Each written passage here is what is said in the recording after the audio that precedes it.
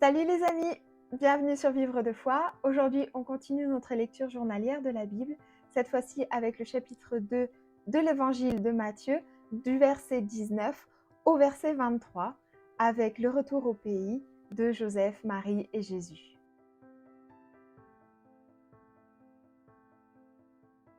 Alors, on commence notre analyse de cette lecture avec l'étape de la tête, donc qui correspond bien sûr au contexte de ce passage. Ce pourquoi Joseph il a eu peur et pourquoi il a demandé à Dieu en fait de ne pas retourner à Bethléem, c'est que Hérode le Grand donc est mort. Cependant, son fils qui a pris le pouvoir sur la Judée, la Samarie et l'Idumée, c'est Archélus. Et Archélus, il était tellement cruel, encore pire que son père, qu'il a été écarté du pouvoir en 6 après Jésus-Christ par le Sénat romain et qu'il a été exilé en Gaule à Vienne à cause des massacres qu'il avait engendrés. Donc il était encore pire que son père et c'est pour ça que Joseph il voulait pas retourner en Judée.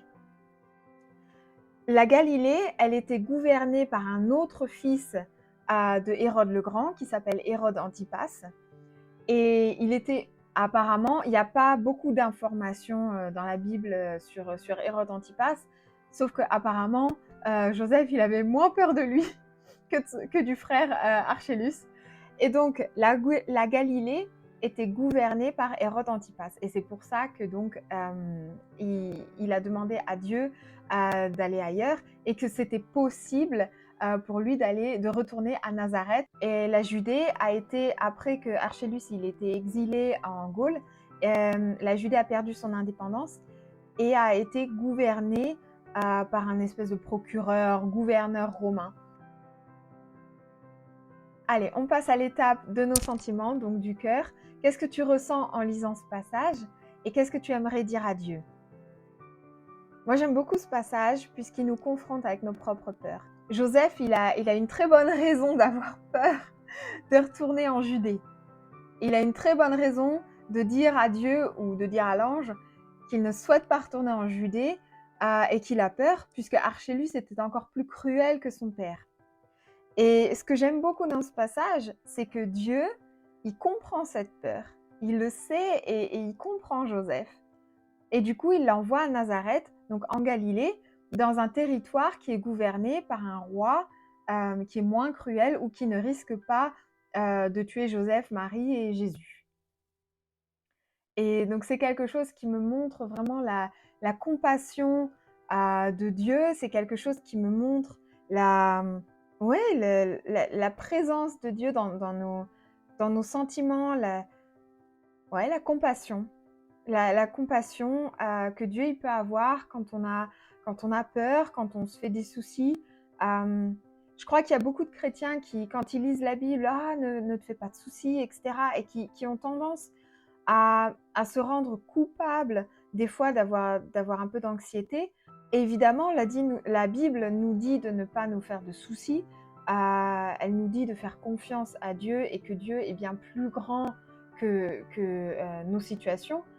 Cela dit, on voit dans la Bible des histoires, et ça fait partie d'une des histoires, où Dieu il nous rencontre dans cette peur et il nous donne une solution. Il nous dirige, il connaît la situation, il nous rencontre et il nous donne une solution.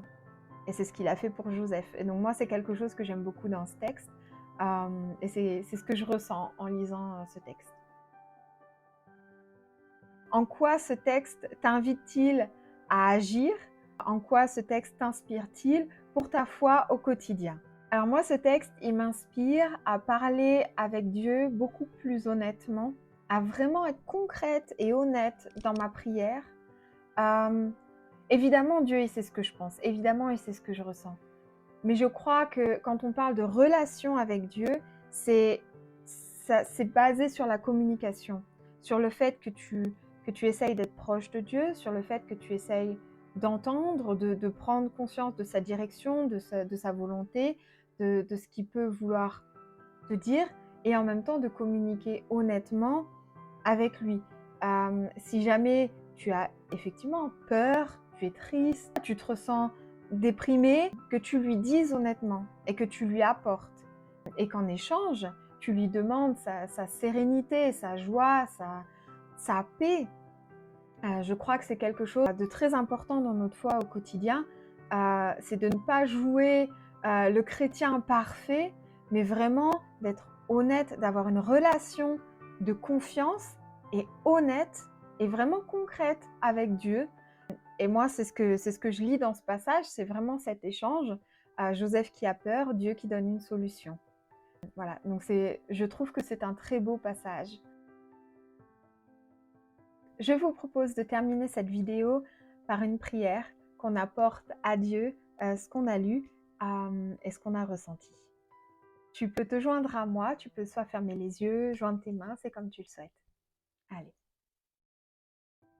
Seigneur, en le nom de Jésus-Christ, je te remercie d'avoir guidé Joseph. Je te remercie d'avoir vu son cœur, d'avoir vu que ce n'était pas de la désobéissance, qu'il ne souhaitait pas te désobéir, qu'il n'était pas rebelle, mais qu'il souhaitait faire ta volonté et en même temps qu'il avait simplement peur de se faire tuer. Il avait simplement peur que Marie et que Jésus se fassent tuer, s'il retournait en Judée.